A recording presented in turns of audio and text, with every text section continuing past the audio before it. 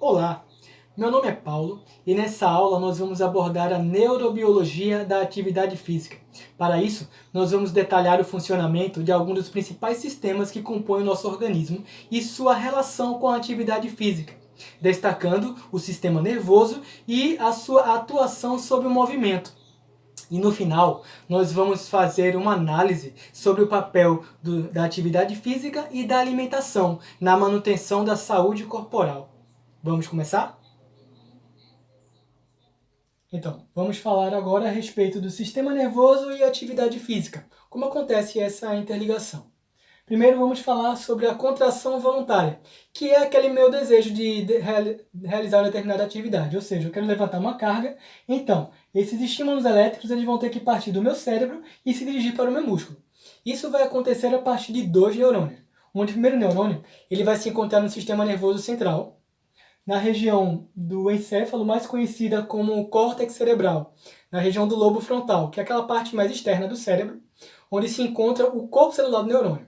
Enquanto que a sua parte mais extensa, conhecida como axônio, ele vai se dirigir até a medula espinhal, onde vai realizar a sinapse com o segundo neurônio, que pertence ao sistema nervoso periférico. Essas sinapses, que é a comunicação entre neurônios, elas acontecem a partir de neurotransmissores, entre eles podemos citar a acetilcolina. Esse segundo neurônio, a partir de seus axônios, ele vai levar esses estímulos elétricos até o músculo, na região das miofibrilas, para que o músculo então realize o seu processo de contração muscular. Lembrando que esses estímulos elétricos, como eles partem do neurônio que se encontra no sistema nervoso central e se dirigem para o sistema nervoso periférico, eles se chamam a partir de neurônios eferentes. Lembrando também que essa contração muscular ela não vai se dar apenas por conta desse estímulo elétrico que o músculo vai receber, mas também ele precisa de energia, o músculo precisa de energia, e essa energia ela virá a partir dos macronutrientes por meio da alimentação.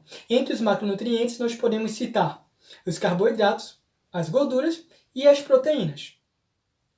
Vamos falar agora a respeito do nosso segundo tema, que é o sistema cardiovascular e a atividade física. Para isso a gente tem que entender o que é o sistema cardiovascular. O sistema cardiovascular ele é o responsável por levar oxigênio para todas as células do nosso corpo, para que elas realizem o seu metabolismo. E ele também é responsável por levar nutrientes, adquiridos através da alimentação, para todas as células do corpo também, para que elas tenham energia. Ou seja, a grande função do sistema cardiovascular é o transporte. E a grande bomba responsável por fazer todo esse sistema funcionar é o coração, pois o coração, ele através dos seus movimentos de grande e pequena circulação, vai fazer com que todo esse sistema funcione. Agora, quando falamos em atividade física, nós temos que, quando estamos em repouso, o sistema nervoso atuante é o sistema nervoso parasimpático. No sistema nervoso parasimpático, nós teremos uma menor demanda metabólica, assim também como um menor consumo de oxigênio, e também um menor débito cardíaco. Lembrando que o débito cardíaco é a quantidade de sangue ejetado pelo coração por minuto. Diferentemente do que acontece quando estamos em atividade física, pois quando estamos em atividade física, o sistema nervoso atuante é o sistema nervoso simpático. No sistema nervoso simpático, nós teremos uma maior demanda metabólica, assim também como um maior consumo de oxigênio e um maior débito cardíaco. Lembrando que tanto o sistema nervoso simpático como o sistema nervoso parasimpático pertencem ao sistema nervoso autônomo. Ou seja, quando estamos em repouso, iniciamos uma atividade física, uma esteira, por exemplo, o nosso músculo ele vai enviar uma mensagem por uma via aferente para o nosso sistema nervoso central. Lá será ativado, no sistema nervoso central, mais precisamente na região do bulbo, será ativado o sistema nervoso simpático. No sistema nervoso simpático, nós teremos a produção de adrenalina e noradrenalina, que farão com que aumente o débito cardíaco, aumentando também, por consequência, o fluxo de sangue para os músculos, aumentando assim também a sua sístole. E nós vamos enviar também, com isso, mais oxigênio e mais nutrientes para os músculos. Salientando que quando finalizamos essa atividade física, o organismo ele vai voltar para o sistema nervoso parasimpático. Ele vai voltar para o sistema nervoso de origem. O assunto agora é sistema digestório e atividade física. O sistema digestório, o processo digestório, né, ele vai se iniciar pela boca a partir da ingestão e da mastigação do alimento, que corresponde à digestão mecânica e também à digestão química, com a liberação das enzimas amilase e salivar, da enzima amilase e salivar, que será responsável pela digestão dos carboidratos, né? Em seguida, esse alimento ele vai atravessar a faringe, através de movimentos peristálticos até chegar ao estômago. No estômago, ele vai entrar em contato com o ácido clorídrico e com enzimas, que serão responsáveis pela digestão das proteínas, né? Após isso, ele vai ser direcionado para o duodeno. No duodeno, ele é quase totalmente digerido, através da atuação de enzimas que serão liberadas tanto pelo pâncreas como pelo fígado.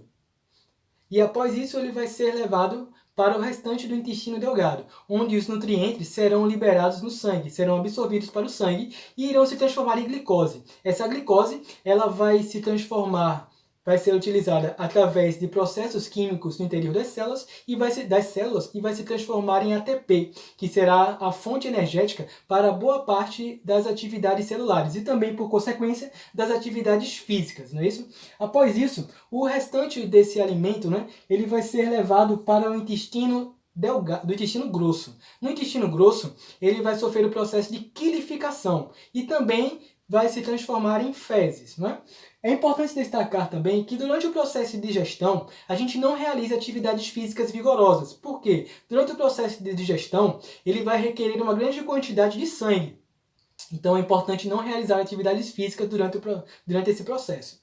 E é interessante destacar também que o processo os movimentos peristálticos, eles são controlados pelo sistema nervoso autônomo, mostrando a interligação dos sistemas. Após abordarmos a relação entre a atividade física e os principais sistemas que compõem o nosso corpo, podemos verificar a inter-relação existente entre todos eles, no qual o sistema nervoso ele exerce papel de destaque, atuando sobre todos os outros. Ele age como um verdadeiro maestro dessa sinfonia perfeita que é o nosso corpo.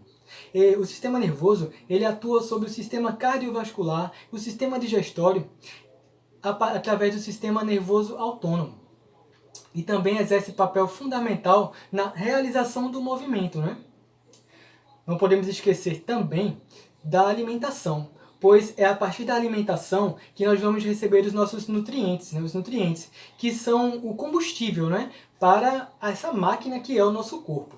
Carboidratos, gorduras e proteínas, eles irão se transformar em ATP, que é a fonte energética necessária para o funcionamento de todo o nosso organismo, né? De todas as nossas atividades. E a atividade física, ela é o meio pelo qual todo esse sistema ele se mantém saudável e em funcionamento. Então, gente, é por isso que o nosso corpo ele precisa estar em constante movimento. Pessoas que praticam atividades físicas regularmente e têm hábitos alimentares saudáveis, essas pessoas vão apresentar um sistema esquelético e muscular muito mais fortalecido. A gente tem que entender que o movimento ele faz parte da natureza humana. Só que a gente vive em uma sociedade em que as pessoas estão cada vez mais sedentárias, e isso traz consequências cada vez mais negativas, porque é cada vez maior o número de casos de doenças como hipertensão, doenças cardiovasculares, diabetes, obesidade. Isso tudo são consequências negativas de não se praticar atividade física e não se ter hábitos alimentares saudáveis. Por isso a gente tem que entender que o nosso corpo ele é como uma máquina. E como uma máquina, ele requer cuidados e atenção. E a prática da atividade física, ela faz parte desses cuidados, assim como uma alimentação saudável. E é com isso que eu termino esse vídeo, essa aula, tá certo? Essa pequena aula. Eu peço que se você gostou, se você não pratica atividade física, comece a praticar a partir de agora. Tenha hábitos alimentares mais saudáveis. E se gostou bastante do conteúdo, pesquise em outras fontes. Porque conhecimento ele nunca é demais.